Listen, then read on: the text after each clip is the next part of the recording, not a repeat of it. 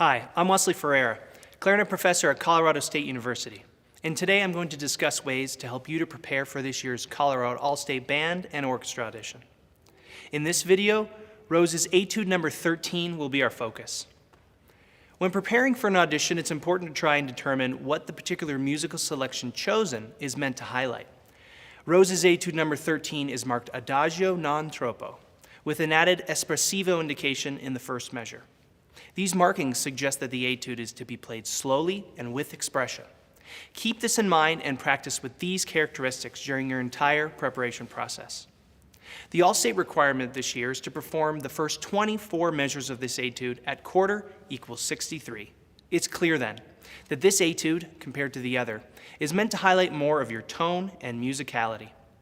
Let's go over some important and basic concepts to keep in mind when preparing this etude.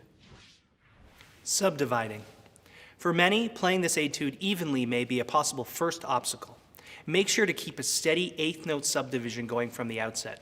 This will allow you to place all of the notes in their accurate rhythmic position.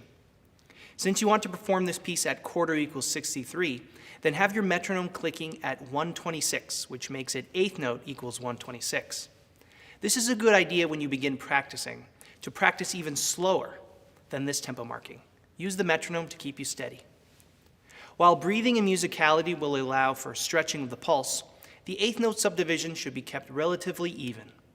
In this etude, be sure to play the triplet 16th note figures in measures 3, 5, and 6 evenly. The 3 16th notes subdivide into one eighth note click of the metronome. Also, be sure to differentiate between the dotted eighth note to 16th note rhythm when it appears in measures 12 and 15, and the double dotted eighth note to 32nd note rhythm when it appears later in measures 17, 21, and 22. Playing these details accurately will make a big difference in your audition. Let's now talk about some of the tricky fingerings that you'll encounter in this etude. First, there are many accidentals in this etude, including several notes that we're not always used to reading. Remember that E sharps are played like F naturals. The A sharps are also B flats, and that the D sharps are E flats. These notes sound enharmonically to each other, respectively. Perhaps the most tricky part of this etude is the figure in measure 6. Unless you have a clarinet with an added E flat D sharp key on the left side like this, then you're going to encounter an issue in this measure. Let's take a look. Because the Rose etudes were originally written for oboe by Franz Ferling, sometimes we encounter really awkward fingerings that don't work well on the clarinet. If you're playing a standard B-flat clarinet without the added key on the left side, I recommend that you play the B natural, the second note, on the right side. You'll move next to playing the C sharp on the left side, allowing you to play the D sharp as you normally would with your right pinky finger. Playing in this manner means that you will need to slide between the first two notes. Although this is discouraged on the clarinet, it is necessary here. Luckily, the marking over the figure of staccatos under a slur will help you. This marking means that the notes should sound long, but that you should tongue and separate each. The momentary stoppage of sound will allow you to move your finger quickly from the D sharp to the B natural without any extraneous sounds. Here's an example.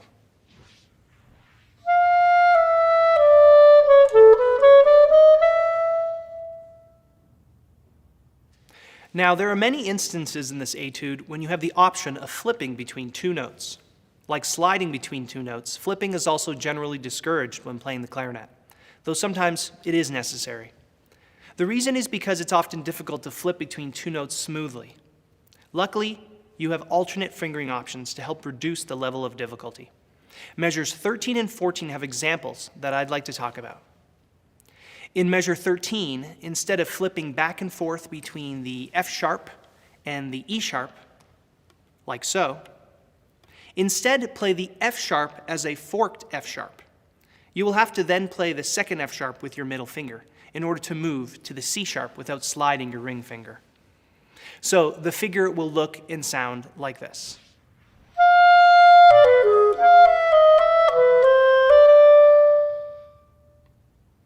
Looking at measure 14 now, instead of flipping back and forth between the low F sharp to E sharp and then back to F sharp, like so, instead play the F sharp with the side keys. If you haven't used this fingering before, it's a very useful one to know. It's played with your thumb covering the back tone hole as you normally would when playing F natural, and then adding the 2 lowest side keys. Here's a demonstration of measure 14 using the side key fingering for F sharp. Notice how I've avoided flipping fingers, and the passage sounds smoothly.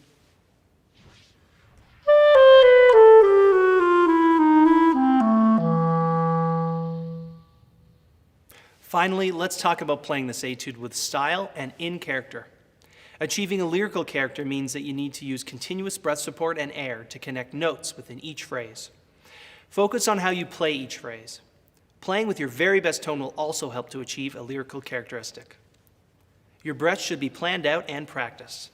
They should be silent so as not to detract from the music. And here's a tip. Pay attention to how the ends of your notes sound. We too often focus on the beginning and middle of notes, and then mentally move on to the beginning of the next note. There are not very many dynamic markings listed in this etude, other than the piano at the beginning and the mezzo forte at measure 20. But this doesn't mean that you cannot play at other dynamic levels, especially when shaping. As I spoke about briefly in the opening, this etude should be played evenly, but should not sound metronomic. After practicing with the metronome and feeling confident that you can play the rhythms with even pulse, turn off the metronome and begin to interpret the phrases, giving them shape and flow. Consult with your teachers for help.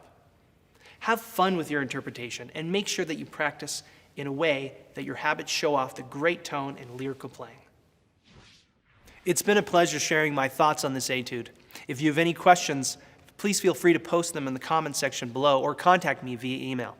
Also, please feel free to email sound or video files if you'd like me to review them and offer any suggestions. Good luck with your auditions.